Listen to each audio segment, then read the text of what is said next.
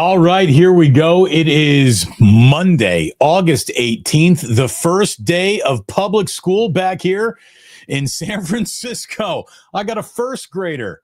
Just thrilled to be a first grader. Jack was so excited bouncing into school this morning, seeing all his old friends. It's working. So that was great. I hope you're having a great day, whether you're dropping off one at school or maybe you don't have anybody to drop off anywhere, in which case, what a nice life you still get to lead as well. It's great. It's great to have you here. Thank you so much for being here today. Like and subscribe if you would, please. And remember, every show we do, every single thing is brought to you by Ike Sandwiches.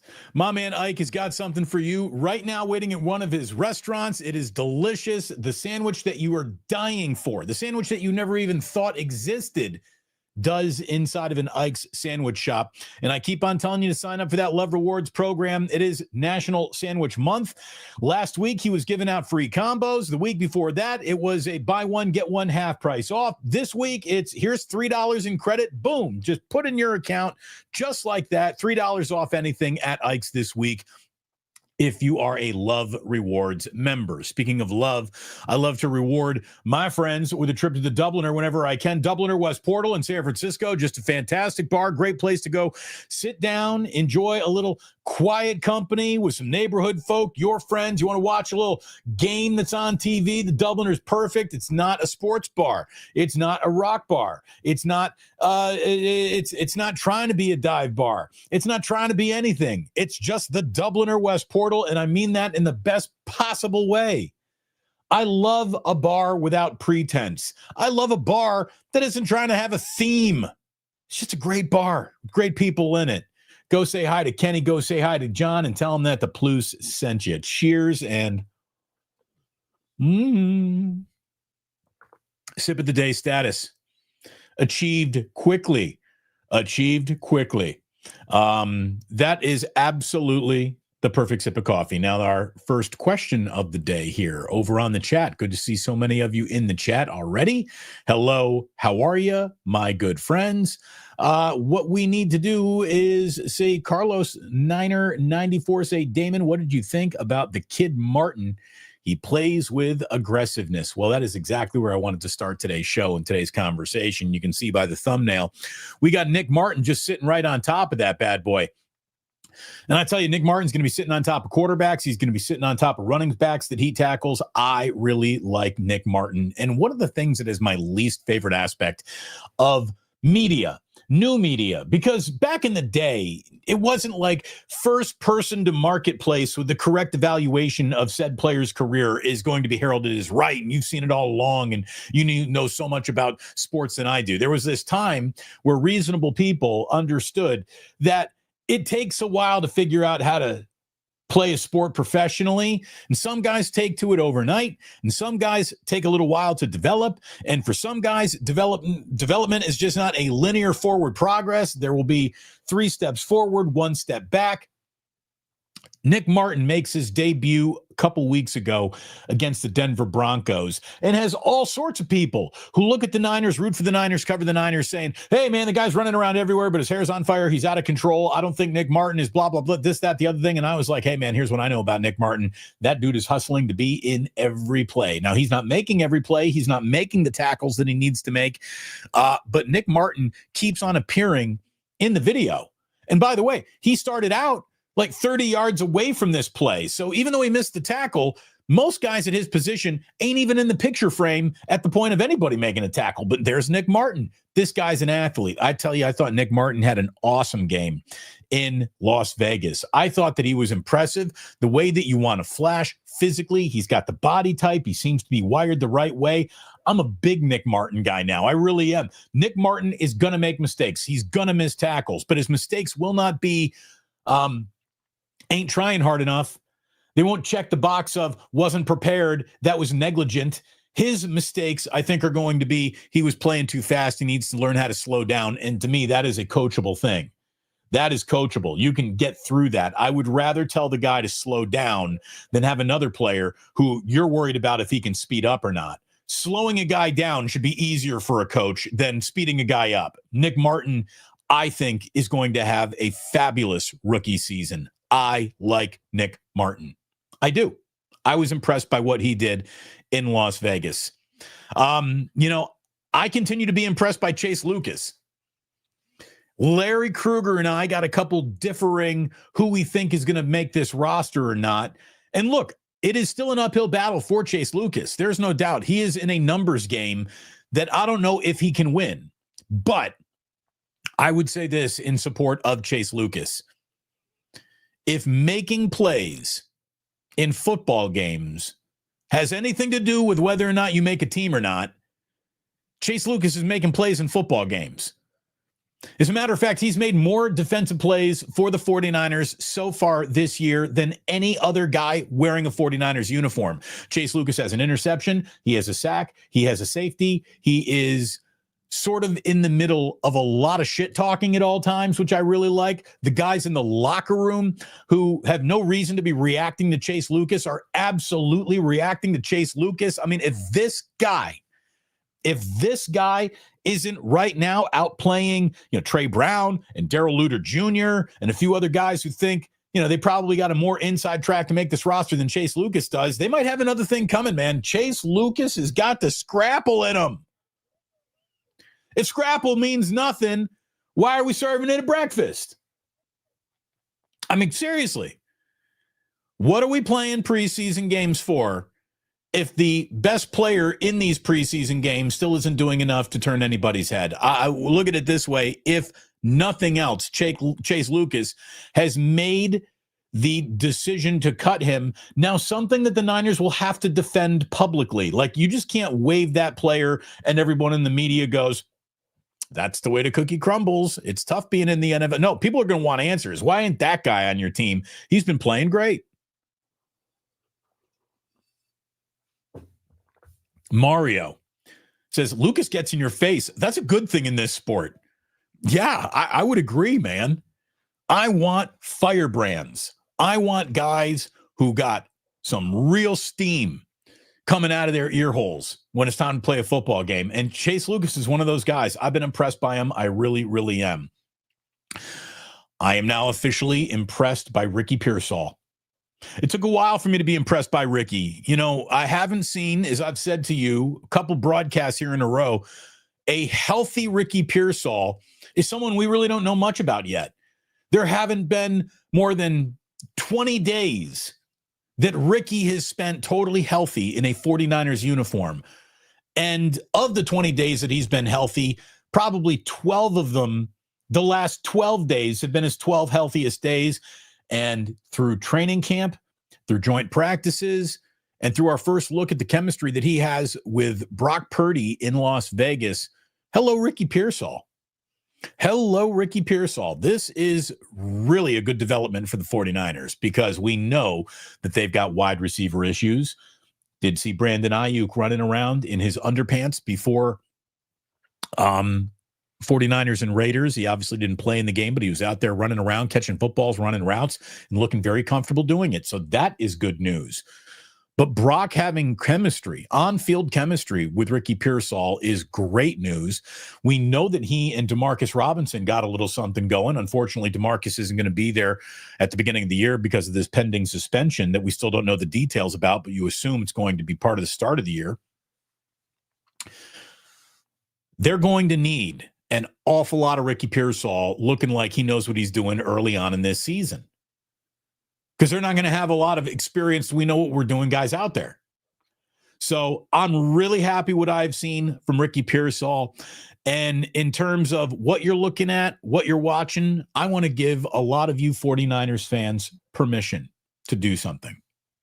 Now, you don't need my permission to do this. You didn't seek my permission to do this, but a lot of you feel like there's just so much reluctance to do this. Maybe you feel it's not in the cards for you. Did you know that it's okay to root for Jake Moody? It's true. It's okay to root for Jake Moody. I mean, especially if you're a 49ers fan, that's your kicker. Now, it's been an awkward start. We don't know if the start should have happened in the third. As a matter of fact, we know you never draft a kicker in the third round. What are you guys doing? It's going to cockeye all sorts of expectations about who this guy is.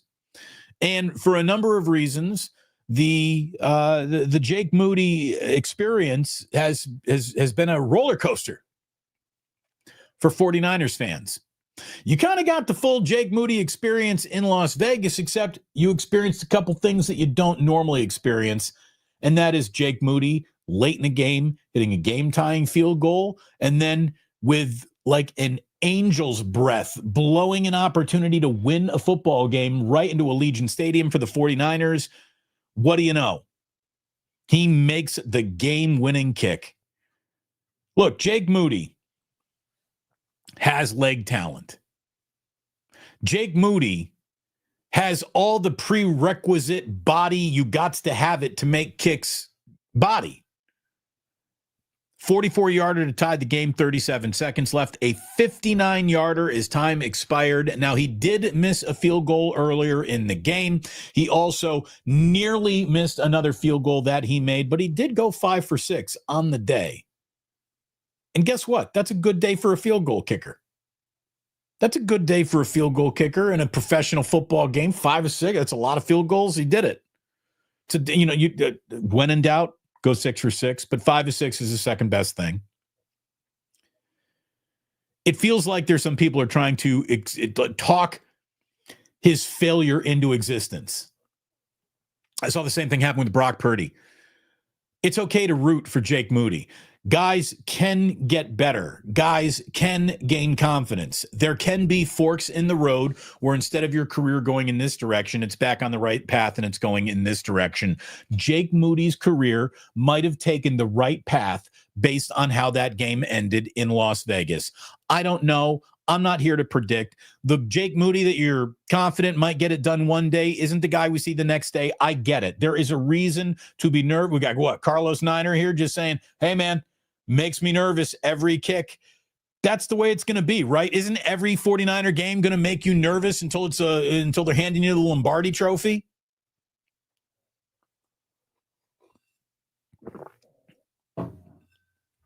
His post-game interview was good too. Meant a lot for him. Meant a lot for his teammates. Vince Vargas, go Sparty. How are you, Vince? Always good to see you. Did you see the way his teammates responded to him? Did you see the way that? So every single 49er out there knows that winning that game ultimately means nothing. They weren't elated because Niners win. It's a bonanza. It's a bonanza. The 49ers. That's not why they were celebrating. They were happy for him. The team likes this guy. The team was happy for him. The team knows the situation he's in, where there's a lot of pressure on every kick. Someone's like, oh, it's a preseason game. It's pressureless. No, it really isn't. I don't think Jake Moody lives in a pressureless world. I don't think too many guys in the NFL really do. Some guys are totally established to where there isn't much preseason pressure. I don't think Jake Moody lives there, even though they waived the other kicker. I don't think it's over and done with, because I'm going to tell you right now, if Jake Moody missed either one of those game-deciding field goals, the one to tie it or the one to win it, maybe they are taking a look at another kicker today. Maybe they would have looked at that moment as, well, here's another lack of confidence building block instead of a confidence building block that Jake Moody has, just put in his wall. I thought that he needed that. I'm glad that he got it. And for all obvious, observable reality signs that this guy's about to be the 49ers kicker, whether you like it or not, I'm going to tell you, hop on the bandwagon until there's a reason to get off it again. I know so many people want to sound like I know more about football than you, so I have to continue to doubt Jake Moody even as he's making field goals. Well, I don't like the way he made that field goal. Well, the field goal that you don't like how he made is still worth the same 3 points as right down the middle. I'm not here for style points. I'm here for results. I think that's the way everybody in football looks at things. Results. That's what matters. Style points, sure. If you can look great at all times, do that too. But in the meantime, just get the job done. That brings me back to Nick Martin. Nick is going to be a little, over his skis, running around, trying too hard at a few point times this year. Remain patient with him. I'm going to tell you right now, you're going to have to remain patient with the San Francisco 49ers all year long. They'll be a lot better in week 13 than they will be in week 5. This is a team that is going to have its growing pains. This is a team that will have a few hiccups. The first hiccup you see is not going to be an invitation to run directly to the fire alarm, pull it, and insist it's all burning down. It's over right now. I can already feel people like sharpening their knives to be the first to say, season's over, knew it. There is a weird element of fandom that permeates chat rooms and conversations. And like, I do get hate watching. I do. Look, I grew up a Cubs fan. You know how many times I hated to watch the Cubs that I was rooting for? Many, many years, many seasons, many summers. I get it. Indiana football was the ultimate hate watching sporting experience of my lifetime. Look at me. I'm even wearing an Indiana shirt today. It's not even basketball season. So things can change. Things can get better. Take a breath. Take a breath. Don't start holding it now. Don't start holding your breath now. The season hasn't even begun yet. You will run out of oxygen before we even kick off in Seattle. Thank you to MKG. Send Moody's jersey and the ball to the 49ers Museum. Look, I get it. I get it. I don't doubt you for doubting him, but don't doubt this. The job seems to be his.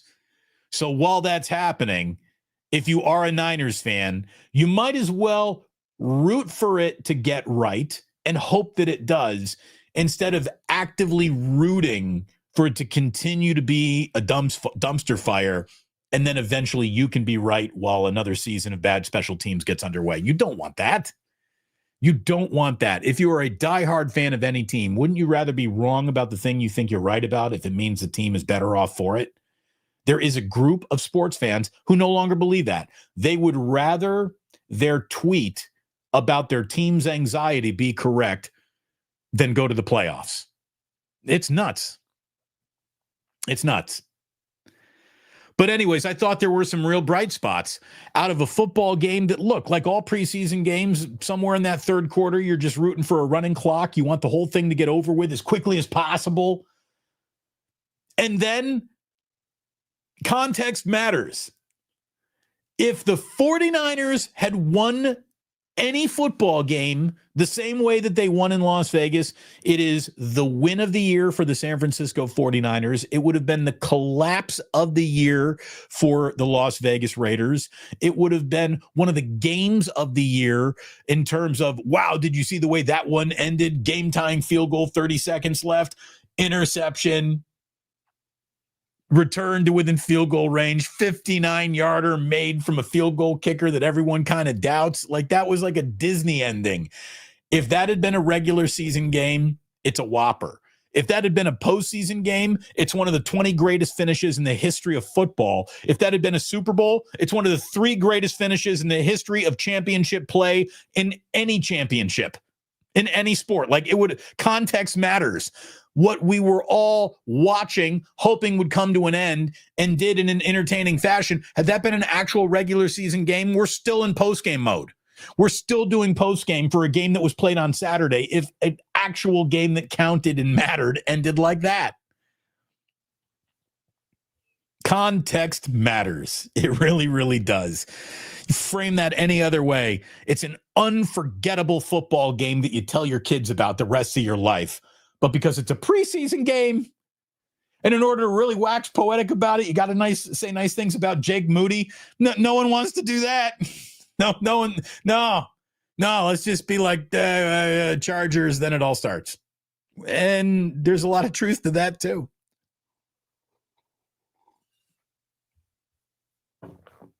Thanks as always for supporting the show by just watching. My gosh, the best advertising we could ever have is word of mouth advertising. You know, I saw and read an article about how most of the people watching, the most people, we got 128 people watching right now, about 130 people watching live all together in this live stream right now. Only a fraction of you are actual subscribers. This includes people who come back as regular viewers on a near daily basis. It's no skin off your back, and it only helps me if you tap that subscribe button. If you would, please, thank you very much. If you tap that like button, it helps take this live stream and push it out and make the algorithm kiss me on the forehead. I thank you for that. Thank you for supporting me by supporting our sponsors, Ike's and the Dubliner and West Portal. And thank you, as always, to those offering up supers. Good maximum football knowledge being displayed today. Hey, every now and then we get one right.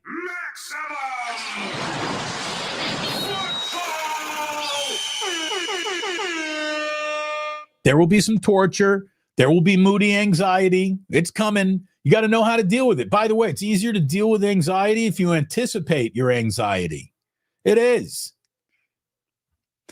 Joseph Ernberg, who, by the way, is now a member. Another great way to support this channel by being a member of the Initiated. Joseph Ernberg says Super Bowl or bust as long as Kyle is the coach. Hey, Joseph, it was Super Bowl or bust in Jim Tom Sula's year, in Chip Kelly's year, in Mike Nolan years. These are the San Francisco 49ers.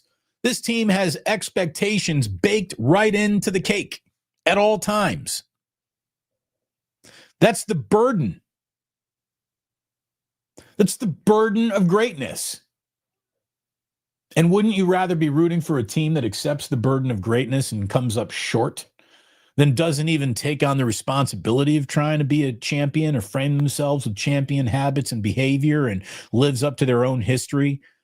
Would you be comfortable at all being a team that was very happy to be irrelevant for most of your lifetime?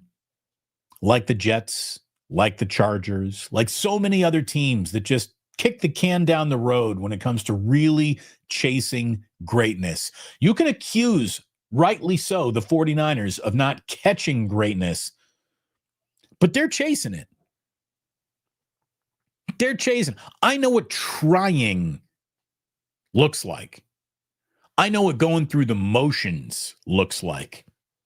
The Niners are not going through the motions here in this Shanahan era. They're not keeping Shanahan and John Lynch together because they're just comfortable with this situation that sort of has them contending more often than not. No, they really think that this is still the formula that is the closest formula to get them to that championship. Maybe some of you disagree with that now. Maybe some of you, your patience is run thin. I understand that. I really do.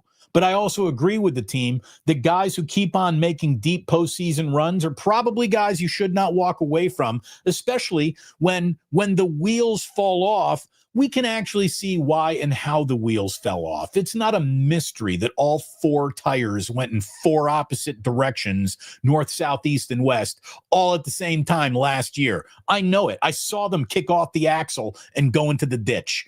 I get it. I think you do too. Last year was a mess.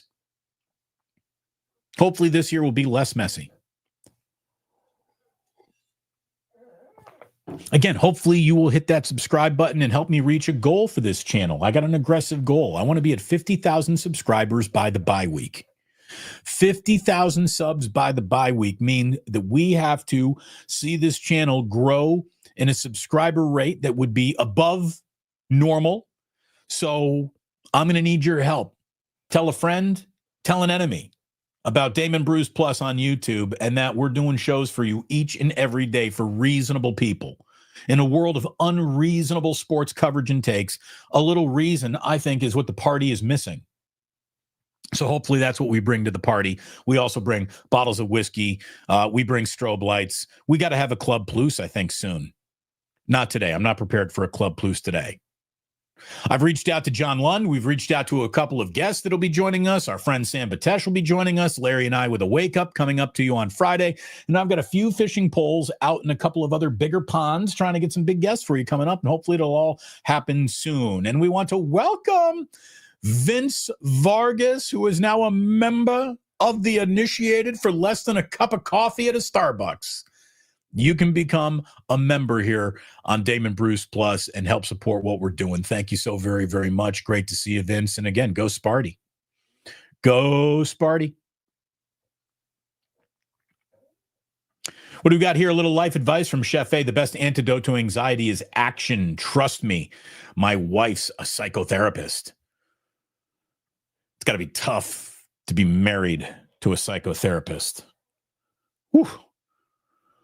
Someone who thinks they know just a little bit more about how you could be handling that everything to infinity and beyond. God bless you.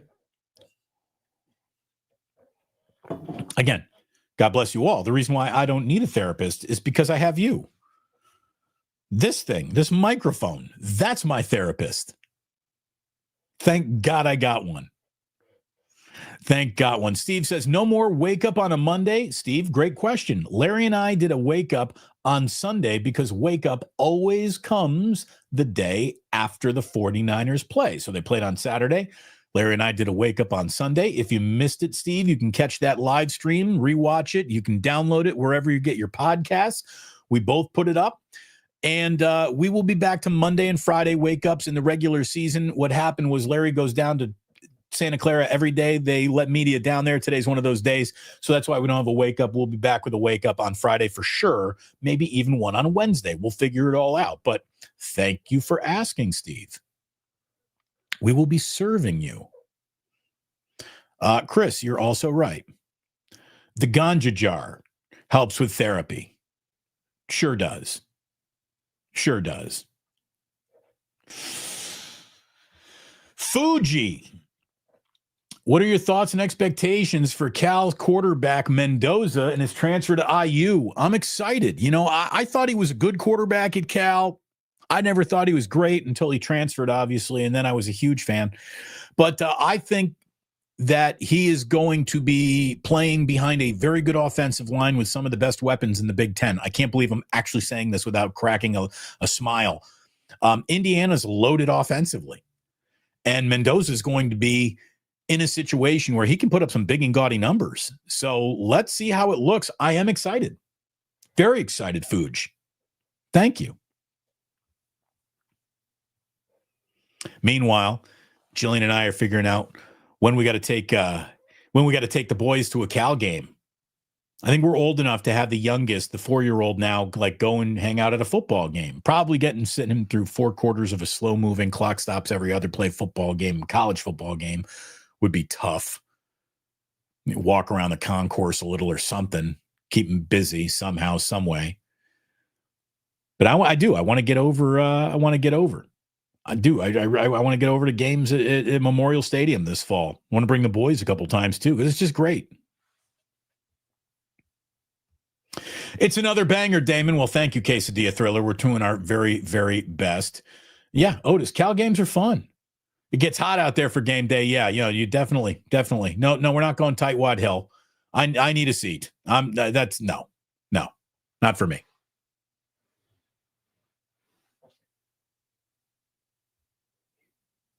Make sure we didn't miss anyone super up there. Thank you so very, very much. Okay. More good news coming out of that Las Vegas game. Nothing too serious for Dominic Pooney. There were 3 injuries in the game. Corey Kiner with a high ankle sprain. They said that's going to be weeks. They said that Patrick Taylor Jr. has a dislocated shoulder, and that's going to be weeks. And Dominic Pooney is going to miss a few weeks with a right knee, possible PCL. I'm sure we'll learn more about it this afternoon when Kyle addresses the media. Hey, man, that was a little bit scary. But then you saw Dominic Pooney sitting on the Niners bench without even an ace bandage, without even an ice pack on his knee. And I thought, oh, that's good. That's good. Again, they brought the card out for Corey Kiner. Corey then got up under his own power and walked to the cart. I thought, that's good. That's good. Again, Patrick Taylor Jr. hurt his shoulder, but it's not that serious. That's good. It's good. You know, the Niners have been bitten by this injury bug, but nothing too severe. Thank goodness. Knock on a little bit of wood if you're a Niner fan, right? Neither Corey Kiner nor Patrick Taylor Jr. was going to play any role week 1 in Seattle unless something went wrong in front of them. Dominic Pooney is the best young offensive lineman on the 49ers, and his absence is an absolute – there's nothing to negotiate there. Dominic Pooney needs to play the vast majority of this season, full stop. I don't know how negotiating an injury for him would make this team – better or easier. No way. Dominic Pooney is one of those must-have players, and hopefully he is indeed must-having a good chance of getting back before the Seattle game even gets here 20 days from now. 20 days. Power to the Pooney. That's what we're looking for. Hey, got my buddy Vasu hanging out in here. What's up, Vasu? Always great to see you in the room, pal. Hugh Josky says, I'm heading out to Cal Boston College September 27th. Figured it was a great time to see Boston for the first time. Hey, what are you going to, what's that, Chestnut Hill? That's where their stadium is. Cool little on-campus in downtown stadium there. Have a great time. Have a great time in Boston. Get yourself a lobster. You'll be happy. Boston's a fun town for a week. Absolutely. Good weekend.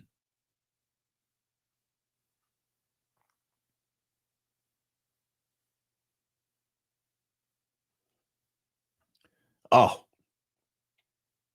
Millard Garner. Do they have a Bruce special at Ike's? Millard.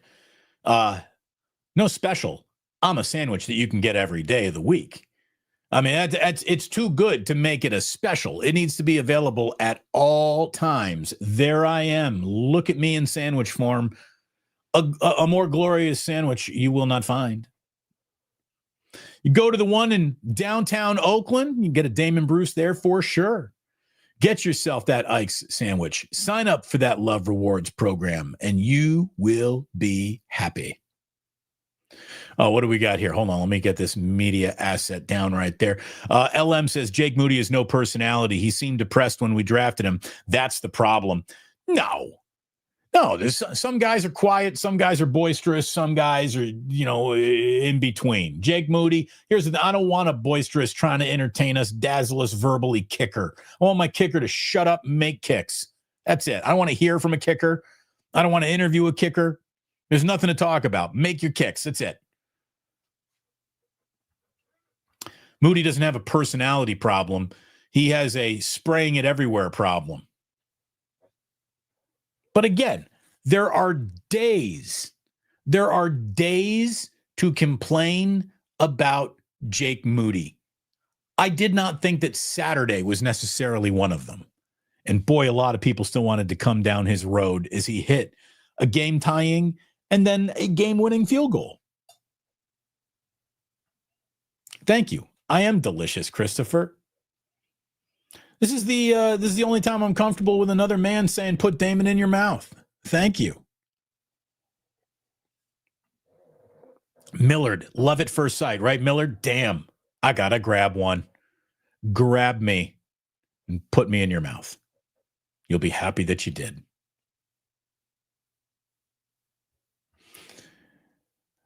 O-line. I don't even know what you're talking about there, but just the O-line, correct at all times. Man, it's important for the 49ers. I thought that pass pro was pretty good in the Raiders game where that running game did not get going. And I understand evaluating a running game not getting going when you've got, second, fourth, fifth stringers in there is probably an unfair thing to do. But I did not like the blocking up front. I did not like the way that Patrick Taylor Jr. looked, hitting holes. His instincts weren't there. But we'll start evaluating this running game when it is Isaac Guerrero and Christian McCaffrey. Fuji again. When will Kittle, Bosa, Warner, CMC, or Purdy get an Ike sandwich namesake? So here's the deal.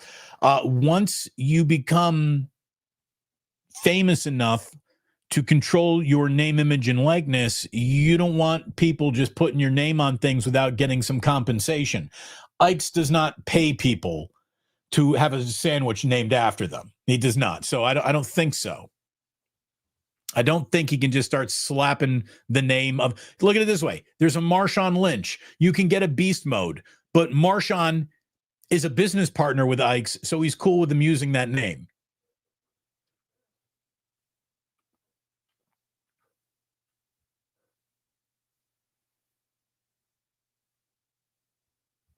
We got Hugh Josky Bear saying Cal just named true freshman Jaron Kewu Sagapolete.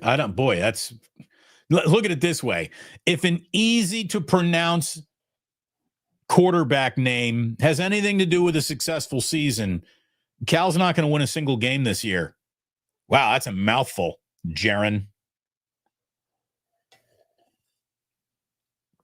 He's their starting quarterback. All right, I'm going to need to get a pronunciation guide before I'm comfortable talking about that guy.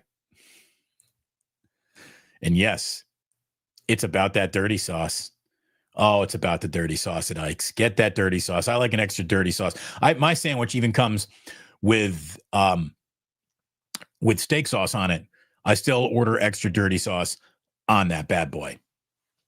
We got over 170 people in the room, and we're not even at 100 likes yet. We're not even at 75 likes yet. Can you go ahead and tap that thumbs up button for me just real quick? It's so easy. I will not then be haunting your YouTube algorithm, but it will make the algorithm give us a little bit of a kiss. Thank you very much for hitting that thumbs up button. So again, the injuries, even coming out of that game, could have been a lot worse. You never want to see three guys go down. You never want to see a starter go down, but not as bad as everyone once feared. That is good news. Some NFL news for you, just around the league stuff.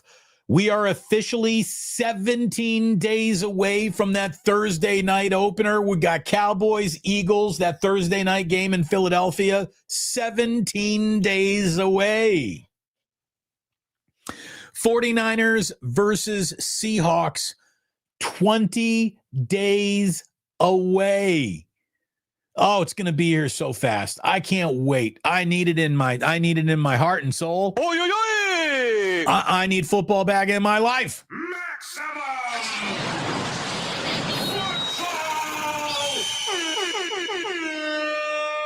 I know you need it back in your life too. Oh, I need football back. By the way, Rams quarterback Matthew Stafford is out practicing today for the very first time since training camp began. Stafford obviously has back issues that have delayed the start of his year. Everyone is wondering aloud whether or not those Stafford back issues will derail the entire season that the LA Rams are about to have. That's one of the biggest muscle groupings in football to monitor, that's for sure. If Stafford's back tightens up, playoff chances for the Rams are going to tighten up too, unless you really believe in Jimmy Garoppolo, which I know a few of us used to. Now, not so much. But yeah, Matthew Stafford back out on the field. How will he react to a workload? I know that is exactly what McVay and company are going to be monitoring from here to the end of training camp. The Browns have named Joe Flacco their starting quarterback. By the way, what a survivor Flacco is. Season 18 coming up for Joe Flacco. I mean, with the average NFL career being fewer than 3 seasons, an 18-year career for old man Flacco. You know what? Here's the deal. I don't know if he ever was elite. Remember that? Remember that topic du jour? Is Joe Flacco elite? Oh, my God. The internet loved that one for like 5 years in a row. I don't know if Joe Flacco was ever elite, but he had one of the all-time let me whip it out and show you playoff runs with the Baltimore Ravens where he was basically perfect in the postseason. And then he just remains. There's always somebody looking to take out Joe Flacco. A traded player, an up-and-comer, some rapscallion, a new kid. There's always somebody about to displace Joe Flacco. And a few times in Joe's career, he has been displaced, but they always come back. They can't quit their Flacco. So Flacco is going to be starting week 1 for the Browns. They announced that he is their starting quarterback. The Browns are going to be hosting the Bengals in week 1. By the way, the Cincinnati Bengals have decided to go with, what's his name? Oh, yeah, Joe Burrow as their starting quarterback. They haven't even announced that, but I think we can all assume it.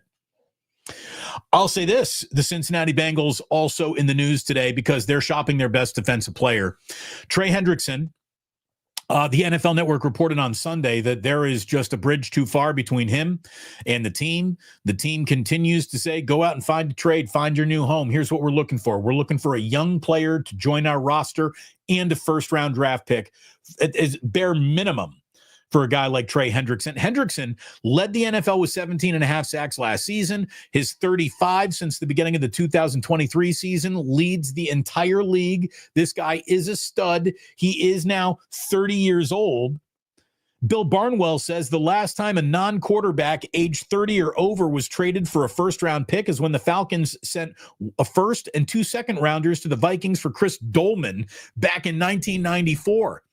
I haven't thought of Chris Dolman since probably about 1994, which is half the reason why I just wanted to share that with you. Dolman was a stud, in not when he got to Atlanta, because no one's a stud once they get to Atlanta. You go to Atlanta to watch your career kind of shrivel up. Well, the Falcons will be good this year, and then the Atlanta Falcons will happen.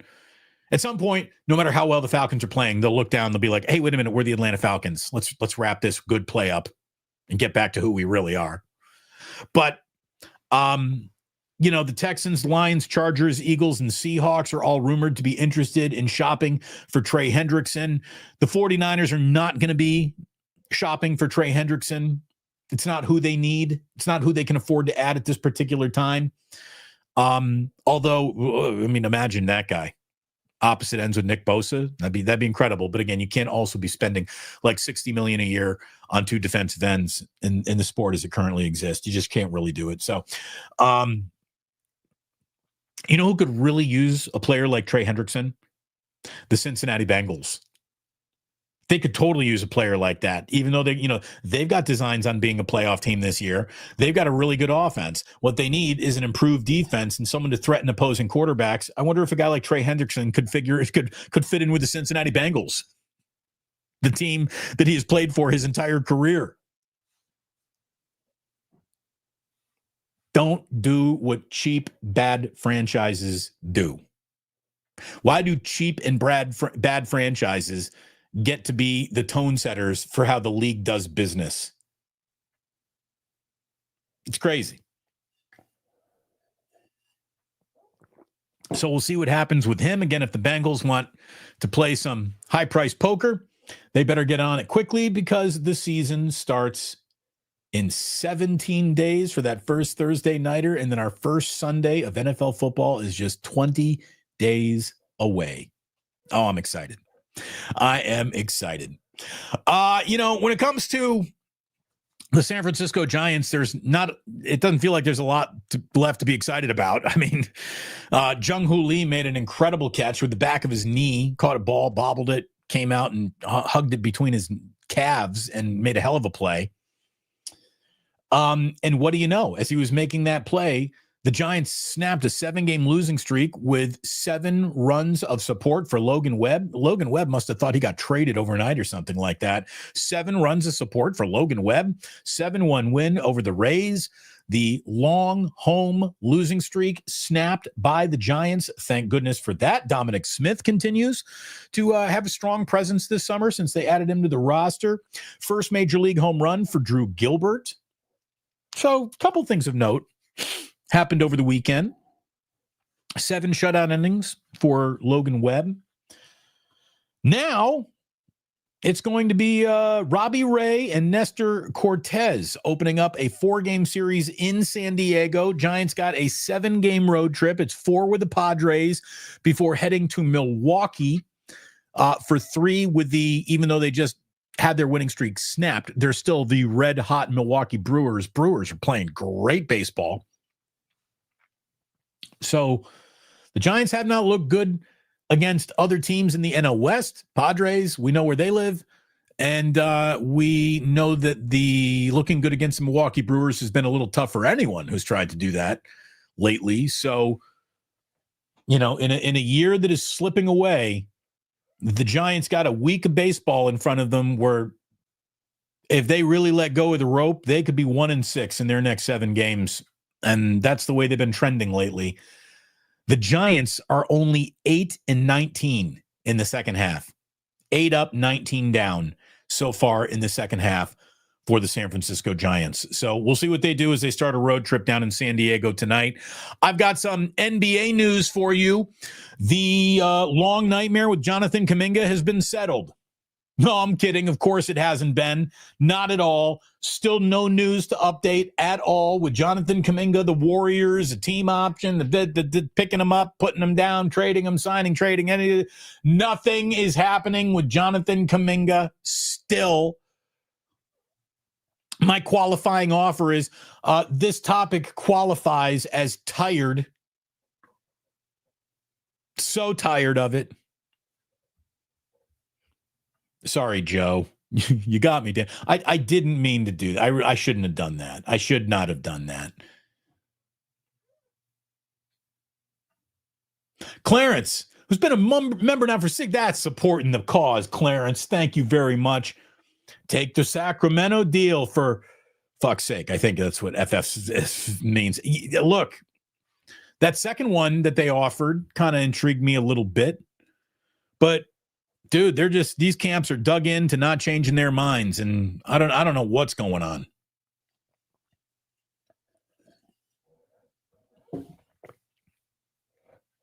But I do have some sort of Warrior-related NBA news to tell you about. Marco Belinelli has announced his retirement from professional basketball. That's what I got for you today. That's, of course, Marco Belinelli retires before the Warriors actually enter free agency here this offseason. Marco Belinelli announced his retirement. The 39-year-old spent 13 seasons in the NBA, winning a title with the Spurs back in 2014. I'll never forget what, in my mind, is still Marco Belinelli's career highlight. Because I was on the air hosting Sports Phone in the middle of summer when Marco Belinelli making his Golden State Warrior debut, the very first time Marco Belinelli ever wore a Warriors uniform, he scored 37 points in his summer league debut, and those phones went nuts. Marco Belinelli was about to be the shooter that Steph Curry would actually become. But Marco Belinelli, for one night, was the single most important and an exciting aspect of the Warriors as a franchise. And of course, you'd learn the hard way. Don't fall in love with anything if you're a Warriors fan, because it never works out. And right up until Steph Curry, it never did. But his career highlight was that 37 in that summer league game. And then the start of his career comes right at the tail end of the We Believe Don Nelson run. He gets one good, I think Bellinelli's first year was the year where the Warriors, won 48 games, yet still didn't make the playoffs. This was right after the We Believe playoff run. And then I believe that was the highest it was the highest win total in the history of the Western Conference to not qualify for playoff positioning. With 48 wins. You needed 50 to get in that year. The year the Western Conference was cooking. But that was Bellinelli at the tail end of We Believe. And then he only spent 2 of his 13 years with the Warriors. He caught the good tail end of We Believe and then the crash and burn of We Believe. And then the year that Bellinelli was gone, I think Don Nelson was out too. And Calbert Cheaney, or no, excuse me, not Calbert Cheaney, wrong Hoosier. Keith Smart was named head coach of the Golden State Warriors. As an Indiana fan, I didn't even get that excited about that. I wasn't like, oh, it's Keith. Oh, championship. No, because you had the wrong owner. There's some things that had to happen at the top. And I know that nobody's a big fan of what Joe Lacob has not done this postseason, but I'm going to tell you right now, living in the post-Joe Lacob world that the Warriors world now lives in and measuring it to the pre-Joe Lacob world, I'll take all the Jonathan Kuminga headaches you can throw at me in this reality than that one. Good God, that was terrible.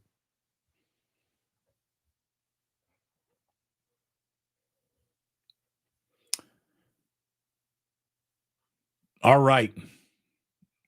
What else do we got going on here? This is Fuji Simeon again coming in here saying, the Giants are a burning, sinking ship, and the endless Kuminga news. I need 49ers football now more than ever to help cope with the disappointment of this year. And that's what I just don't need the 49ers to be checking that. Aren't we also disappointing box early? I just hope they get off to a good start to have everybody's mindset right. But Fuji, I hear you, man. You know, the Giants are stuck in like a time loop. It's the same problems no matter who changes on the team, the player, the managers, the guy creating the roster, the front office, the GM, anything. Nothing ever changes the San Francisco Giants. Whole lot of pitching, no hitting, and even though you got those two things going for you, nobody can figure out the equation going forward. It's really odd. Again, Clarence, we had Clarence saying, take that Sacramento deal. Thank you, Clarence, for being a member for 16 months now. That's over a year of love and support from you. This is John Brennock. Thank you, John, for putting $5 in the ganja jar, saying, hey, sorry to change the topic. What are your thoughts on Sam Darnold and the Seahawks, your forecast for week 1, based on what you were seeing? Thank you. There's never a wrong time to bring the topic back to the NFC West. I think the Seahawks are going to have a very good running game. I think they're going to have an improved defense. And I think that Sam Darnold is going to watch his pumpkin or his carriage turn back into a pumpkin. The Sam Darnold zenith of his career, I believe, is now in the rearview mirror. Darnold exposed quickly with the New York Jets, then on to Carolina. He then comes to San Francisco. He gets to hide behind the mystique of Brock and Shanahan for a little while. Stock goes up behind that mystique. He gets to Minnesota, where all of a sudden he gets to play behind a fantastic offensive line, a really creative head coach in Kevin O'Connell, who's great at developing the talent. And from a wide receiver standpoint, Justin Jefferson and just the talent that they've got on that team, it was, Addison. I mean, I think I would have a halfway decent year playing quarterback for the Minnesota Vikings last year. So Darnold looked good. And then he was in a playoff game. And what happened? Sam Darnold did not look good. The bright lights came on. Sam Darnold in Seattle. Good luck, Seattle. I was never a big Sam Darnold guy. I think the right situation is what Sam Darnold needs to succeed. And I do not know if he is in that right situation any longer.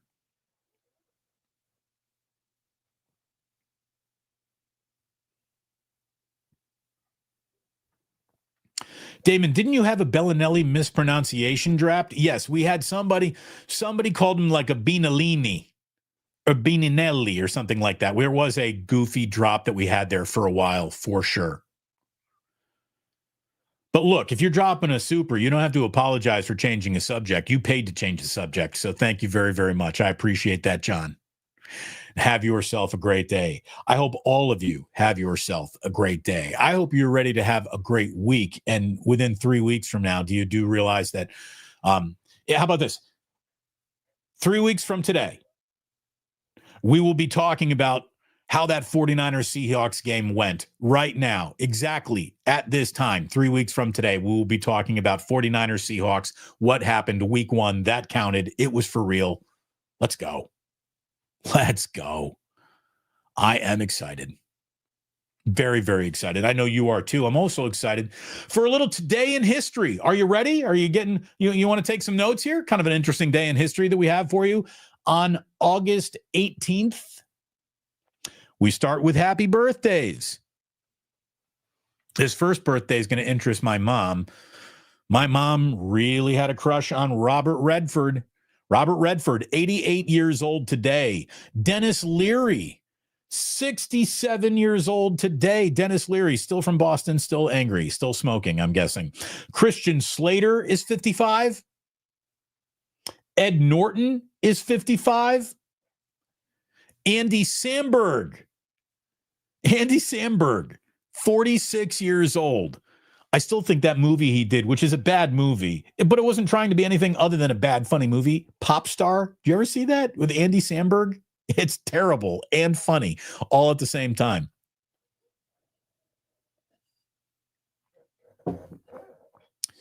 By the way, you know we don't do posthumous birthdays unless the person is very, very important. Today would have been Patrick Swayze's birthday, and the only thing I can say to that is Roadhouse. Roadhouse, the ultimate, this is terrible, yet an absolute cinematic masterpiece all rolled up into the same ball of cinema. Roadhouse. There's nothing like Roadhouse in the history of movies. And I'm not talking about, I don't want to hear a word about any remake or they did this. No. There is only one Roadhouse. Sorry, Jake Gyllenhaal. Swayze. Nobody puts baby in a corner.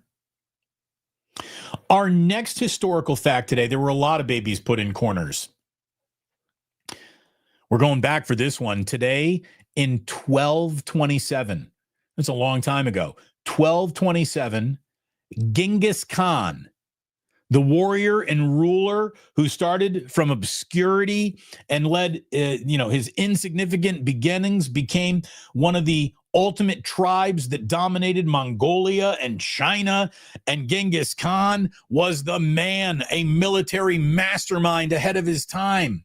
Again, who else from 1227 are we still referencing in pop culture? There's a Genghis Khan shout out somewhere every day to this day still in pop culture. One of the reasons for that, by the way, wasn't just his military strategy and his ruling as a vicious warlord or anything like that. Genghis Khan is said to have fathered between 1,000 and 2,000 children. So he was putting his Genghis anywhere he could. And Genghis Khan, if he indeed had between 1,000 and 2,000 kids, that makes him the foremost sire of the human species ever. To the point now where if indeed that was true, and we could genetically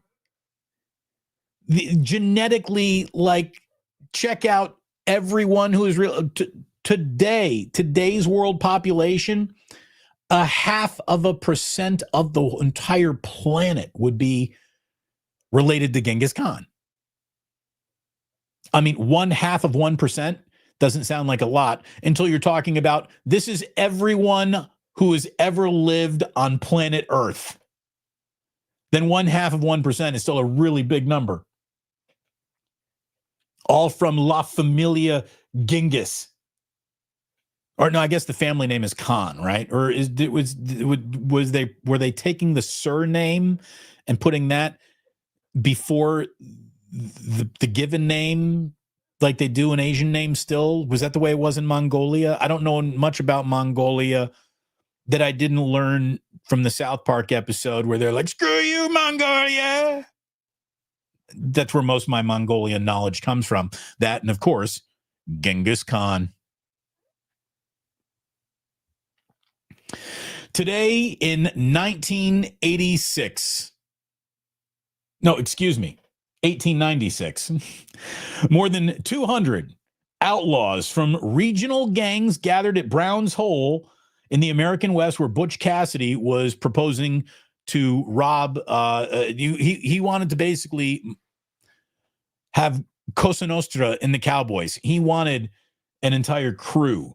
The Train Robbers Syndicate, which became known as the Wild Bunch, gathered today for the first time to calling all outlaws.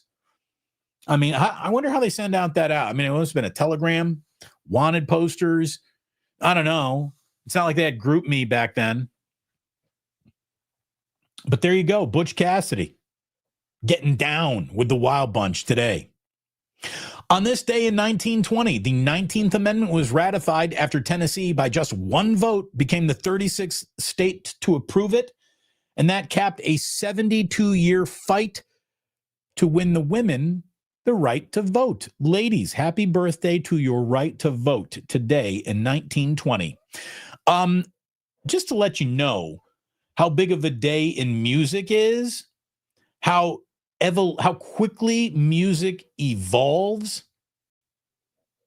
In my next 1, 2, 3, 4 Today in Histories, they are all musically aligned, but boy, do they not dot the evolution of music in radical fashion and how much music can change in just a small handful of years. Today, August 18th, 1956, the number one song in the country was Elvis Presley's Don't Be Cruel. And then on the back of that, side B, the B side of Don't Be Cruel, was Hound Dog. This was, as the kids call it today, a banger. Don't Be Cruel and Hound Dog both slapped in ways that you couldn't even imagine. You know, music went from not sounding like that at all to now, this is happening. This is happening. Black music, rock and roll is becoming popular. By the way, a really good Ed Sullivan documentary on Netflix is right in the middle of all this. Ed Sullivan, I think it's called Really Big Shoe or something like that. But there's an Ed Sullivan documentary on Netflix. I recommend it. That guy, in a world where they were saying you couldn't have any black artists on your variety show, he's like, bullshit. I want to have the best variety show in the world. And to do that, I need black artists. So screw all of your racism. This guy can play. This guy can dance. That girl can sing. And we're bringing them all on because I'm here to display talent, which Ed Sullivan, there was a big moment back then. Anyways, so today, August 18th, 1956, you got Elvis Presley, Don't Be Cruel, Hound Dog. Fast forward only 5 years. No, excuse me. Fast forward 7 years. And it's 1962. And you got Ringo Starr joining the Beatles. Nothing took music from, okay, so music wasn't, then music was with Elvis Presley. What could take music further down the road than Elvis Presley? It would be the Beatles. Beatles with Ringo Starr. Sorry, Pete Best, you're out. Ringo in. This changes the arc of the Beatles and music forever. So much so that we go from 1962 to 1969, where today in 1969, well, on Friday, we had just told you that that was the day Woodstock began. Today's the day Woodstock ended in Bethel, New York. Nearly 500,000 fans made it, and the 150,000 or so stragglers who woke up that Monday morning, and it was not, Woodstock was not supposed to still be going on Monday morning, but if you woke up that Monday morning, you were awakened by Jimi Hendrix dropping, I don't hesitate to call it the single most iconic playing of the national anthem and the Star Spangled Banner we've ever had. And even though some people said that it was inappropriate and unpatriotic, I mean, that was for fuddy-duddies back in the day and guys with crew cuts. Jimi Hendrix playing of the Star Spangled Banner with as much confusion, chaos, and disruption in it that defined the times of the Vietnam era is one of the most perfect hit the bullseye zeitgeist moments in our lifetime. There will never be a more let's explain what America is going through right now with a version of the national anthem than that one. Mr. Hendrix, we salute you.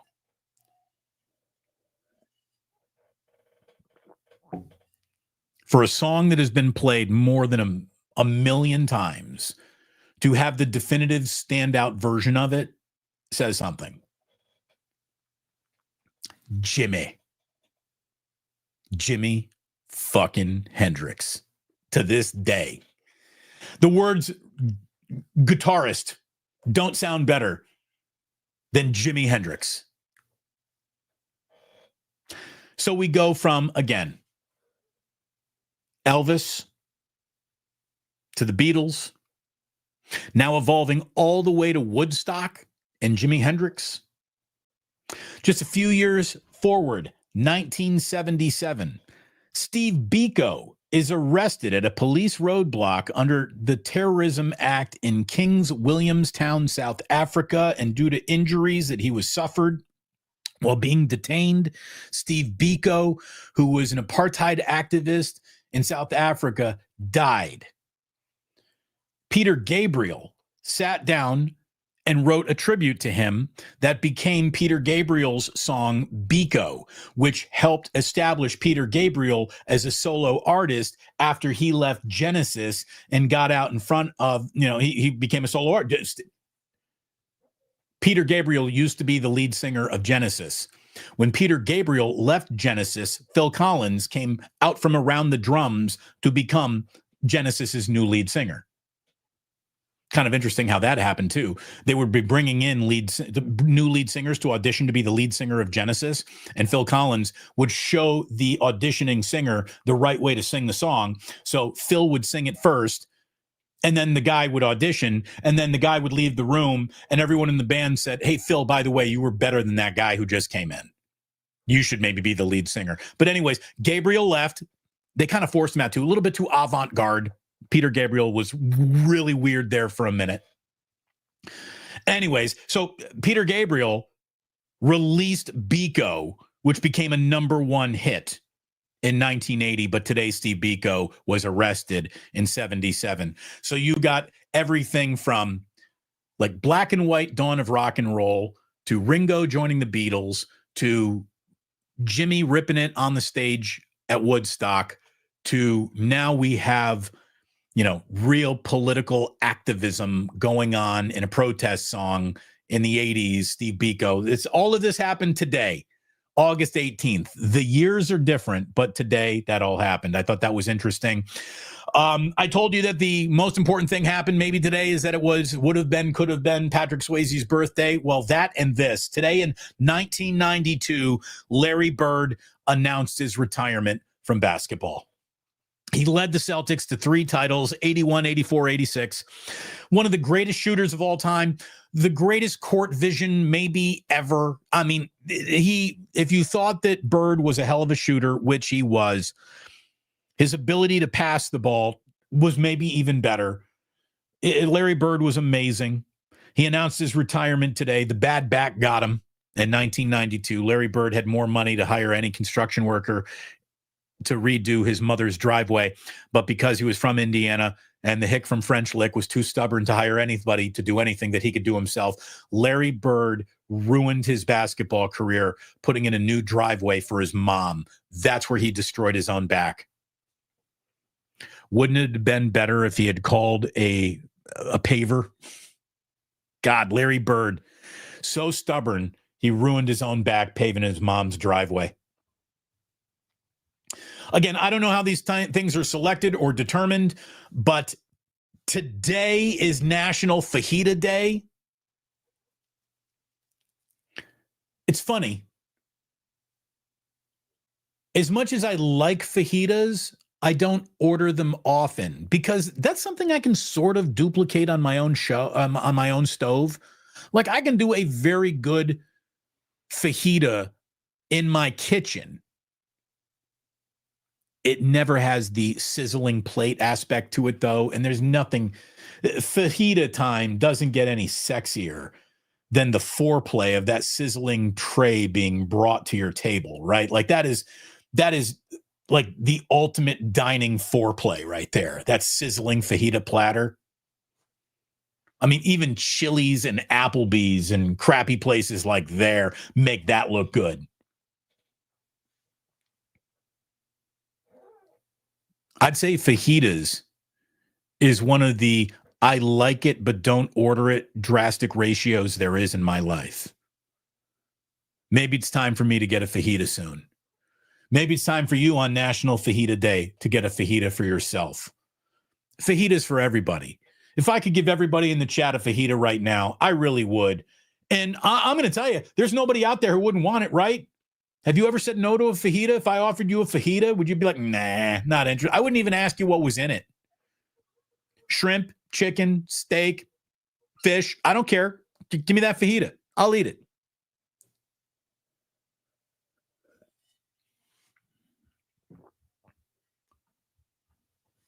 They usually serve it on a hot skillet. That's why it's sizzling. Yeah, thanks. I get that. Yeah, thank you very much. Xander Boy Productions. You didn't have to explain that to me. I understand implicitly how sizzle happens. You make it hot, and then you drop it like it's hot. Yeah, baby. Thank you very much for sizzling with me today, for being a part of this, for sitting through today in history. Very interesting day in musical history. Get excited about your 49ers until it's time to not be excited. It's okay to root for Jake Moody. It's okay to look at Nick Martin and make a first impression and say, well, this is the first time this guy played in a football game for a year. So should we try to judge exactly who he's going to be as a player based on this one game? You shouldn't have done that, because in 1 week's time, look at the improvement we saw out of Nick Martin. Go watch Nick Martin Broncos game. Go watch now Nick Martin in the Raiders game. Two totally different guys. I'm excited about him. I'm excited about Ricky Pearsall. And I'm excited about you hopefully being back here when we get going at it again at 11 a.m. West Coast time on the Plus. Stick around, hit like, subscribe, and notify so you don't miss any videos, shorts, anything that we do or drop. You won't miss any of it if you are subscribed. And again, the most of you, here's what's amazing.